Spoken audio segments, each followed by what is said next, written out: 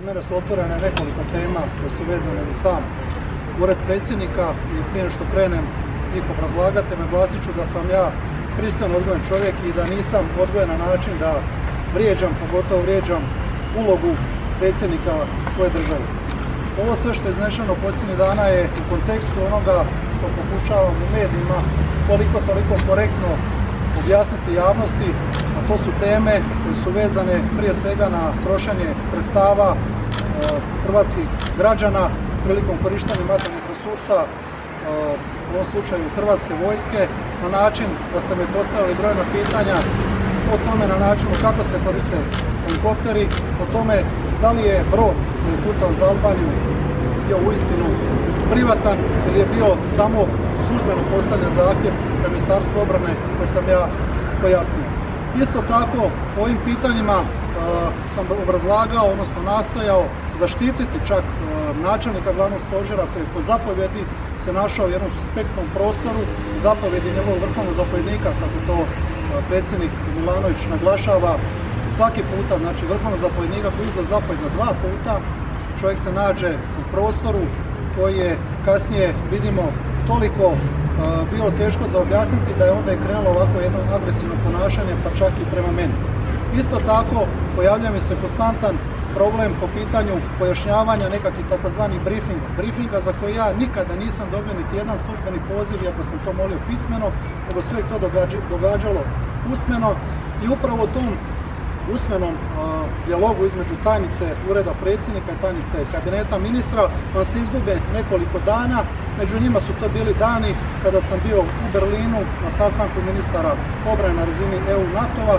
Isto tako jedan datum koji se događa ovdje u Zagrebu, videokonferencija, to je sastanak ministara obrane na razini NATO-a. Dakle, i dalje stojim kod one 2 isprike koje sam rekao i što je čak Milanović rekao da će mi se ispričati nakon našeg zadnjeg susreta na Pantovčaku kad je shvatio da je ipak greška. Isto tako zamolio sam ga da mi pismeno šalje sastanke, zahtjeve za sastankom, da ti zahtjevi isto tako imaju svoju glavu i red na način da imaju i dnevni red, isto tako da postoji zapisnik, ovako to ispada na razini jedne čajanke gdje se ne zna ni tko je što rekao, na koji način je to rekao. Također, ja sam morao obrazlagati i zašto on polaže sam vijenac.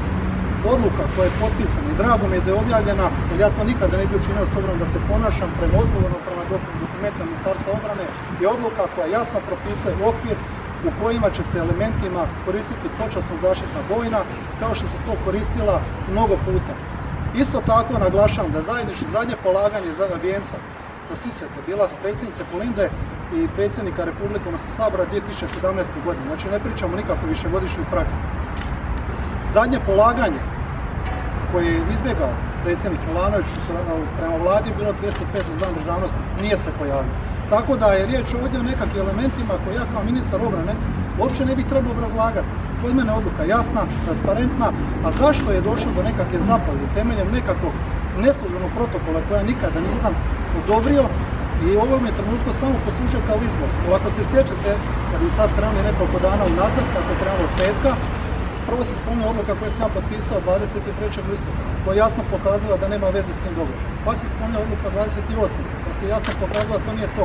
Na kraju uopće nije potpisana odluka od strane ministra, nego riječ o zapovjedi načelnika glavnog stožera, a onda na kraju ta zapovjed načelnika glavnog stožera obrazložena nekakvim dokumentom koji kad se pogleda vidi jasno da je riječ o radnom materijalu u kojem je crvenim slovima navedeno da se nešto mora usuglasiti.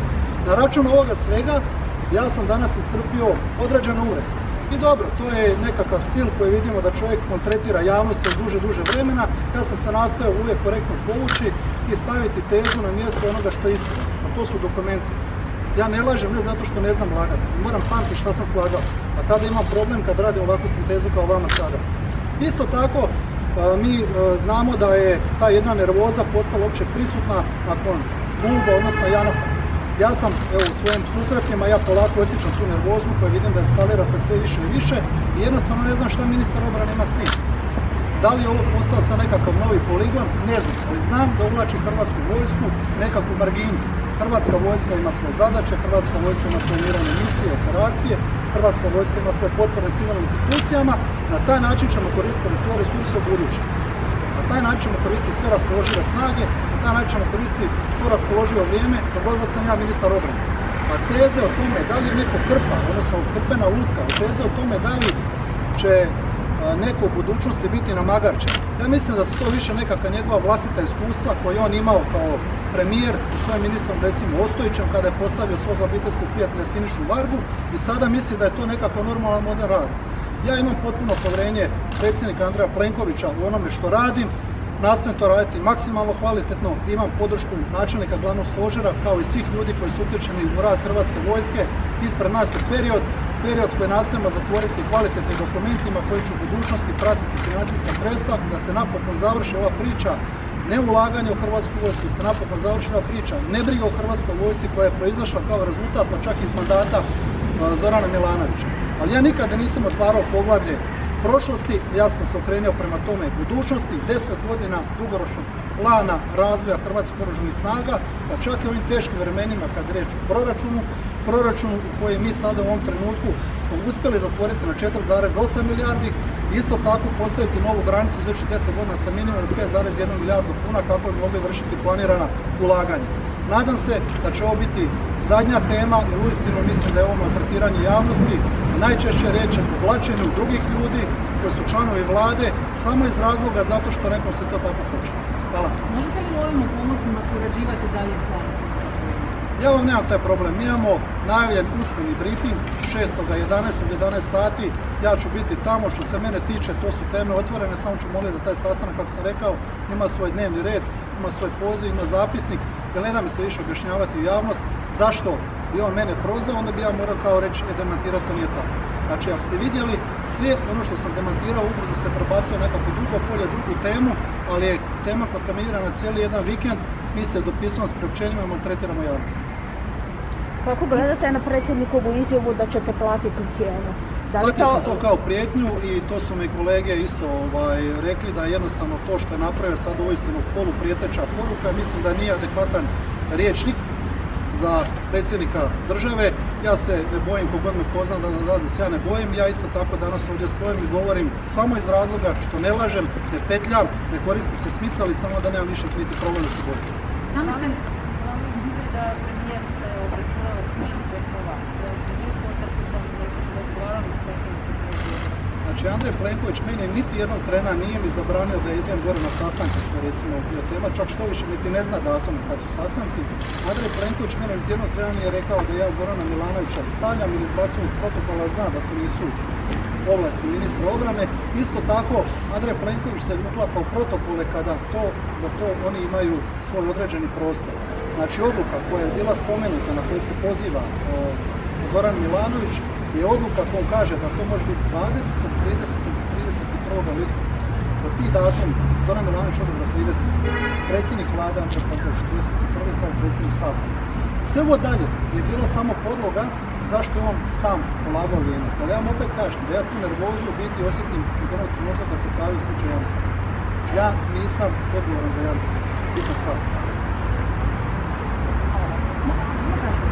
Sami ste spomenuli na početku da zapravo vi kao Ministarstvo obrane svakodnevno morate odgovarati na činjenicu da predsjednik koristi određene vojne resurse.